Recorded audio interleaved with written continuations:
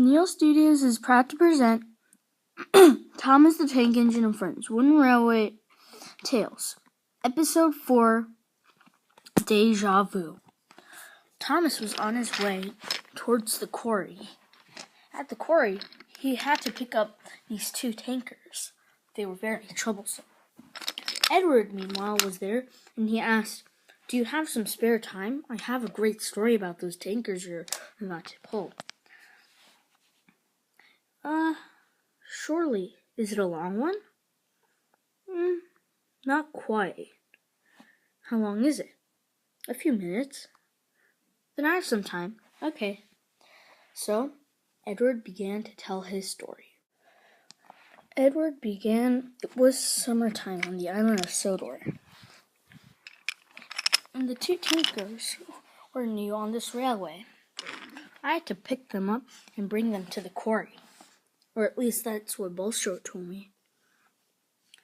Cranky lowered the two cars down onto the tracks. And then I was told to bring them to the quarry. Is that the correct place? I clarified one more time. Yes, we've told you at least 5 times. Bulstrode left. Back then, there were only a few engines. Gordon, Diesel 199, Neil, and Oliver.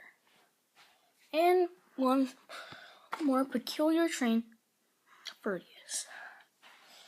Gordon back then pulled the express train, of course, but he pulled 3 coaches since he was young and he was fast.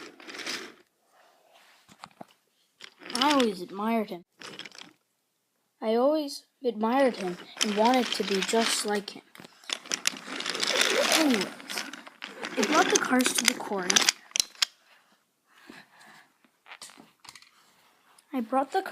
quarry. And there Fergus was. Fergus was the head of the quarry back then. I told him, "Fergus, I'm leaving these trucks here. That's what Bulstrode and Cranky told me to do, so I don't think you should shunt them or anything or bring them to the yards." Fergus didn't say anything, and he just said bye. I assumed he knew what to do, so I left. But Fergus thought these cars were somewhat suspicious. So, I think this is what happened. Fergus took the 2 cars and left. I was waiting at the yards to get my freight train since Fergus was to bring them, but instead I saw something else. Fergus was bringing in the 2 tankers, and I had no idea what he was doing with them. He told Colin. He whispered something into Colin's ear and said, "Are you sure? You really want me to do this?"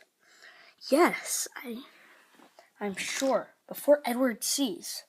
I overheard the Edward sees, so I went over. "What about me?" I asked. Oh, nothing, and he backed up. "No, what about me? I'm curious.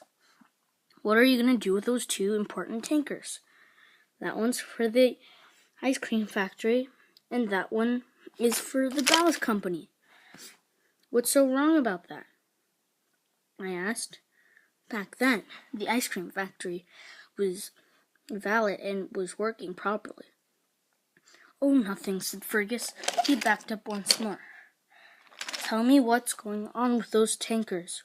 What did you just whisper into Colin's ear?" Colin had to confess. Colin told him that Fergus wanted me to couple those 2 tankers onto my magnet over here and toss them. "Is that really what you told him?" "Well, you see, there was a misunderstanding." And he began to quickly race off backwards. I followed him. Fergus was running down the line. I found this very suspicious that he didn't listen to what I was saying. since he usually always does. I had finally chased down Fergus to the turntable. I began to ask my question. So what is going on with those tankers? Well, Fergus backed up a little. There was a misunderstanding of what Colin heard. I believe every word Colin says. He's never lied to me, but I think you are right now. Well, you see, and then at that moment, we heard a familiar honk. We only had one diesel on the railway, and it was Diesel 199. He was the freight train puller, and it looked like he was coming around the bend. Soon enough, he couldn't brake when he saw Fergus at the turntable. He smashed into Fergus and 2 tankers. There was a huge accident. After everything got cleaned up around the turntable, Fergus had somehow disappeared. He probably had gone to the works, since I didn't really help out in the cleaning. So, that's pretty much my story. Oh, and last but not least, I have never seen Fergus to this day. He somehow vanished, perhaps. I don't know. What a great story, said Thomas. And that's the end of my story, said Edward. Wow, that's a really, really good story. I've never heard anything better. Oh, why, thank you. I believe Neil's still working on this railway, correct? Yes, and Oliver and Gordon, of course. Well, I'll see you later. Thomas uncoupled when he heard another honk, just like in the story. It was Mavis. Mavis said, "Wait, don't leave without those tankers." "What?" said Edward in his mind. "Wait, why? I'm supposed to take these to the docks." "No, you aren't." And Mavis jerked backwards a little. "Wait," said Edward, "just let Thomas take those tankers. What's wrong with it?" "Well, you shouldn't really be taking them." "Why? I can do whatever I want with these trucks. The Fat Controller ordered me to." Thomas began to back up. Then Mavis backed up onto the turntable. Thomas intrigued her just like Edward did with Fergus. "So what's so bad about those tankers?" Well, you see, they had heard a familiar whistle. It sounded as if it was a very old one. They looked onto their left. It was Neil's whistle. He was racing down the line, and he tried to brake as fast as he can when he saw Mavis on the turntable.